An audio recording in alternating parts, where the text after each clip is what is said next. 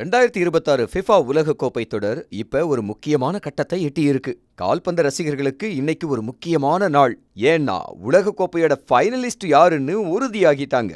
ஆனா இந்த செமிஃபைனல் முடிவுகள் கால்பந்து உலகத்தையே அதிர்ச்சியில ஆழ்த்தி இருக்குன்னு தான் சொல்லணும். ஸ்பெயின் அணி ஃபைனலுக்கு தகுதி பெற்று எல்லாரையும் மிரள வச்சிருக்காங்க.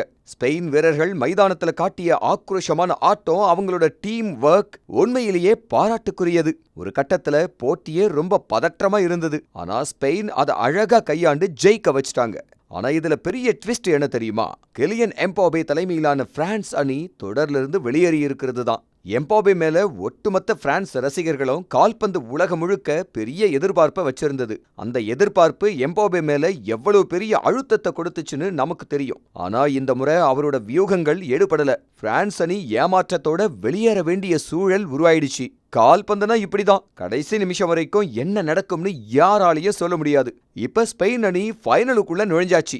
அவங்க இப்ப பயங்கரமான ஃபார்ம்ல இருக்காங்க. எதிரணியா யார் வந்தாலும் ஸ்பெயினுக்கு இந்த முறை கோப்பைய வெல்றதுல பெரிய சவாலா இருக்கும்னு எதிர்பார்க்கப்படுது.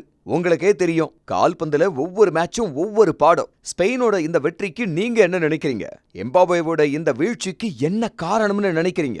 உங்க கருத்துக்களை கீழே இருக்கிற கமெண்ட் செக்ஷன்ல மறக்காம பதிவிடுங்க. உலக கோப்பையோட அனைத்து போட்டிகளையும் ஒரு செகண்ட் கூட மிஸ் பண்ணாம பார்க்க Zee5 ஓட தொடர்ந்து இணைஞ்சிருங்க.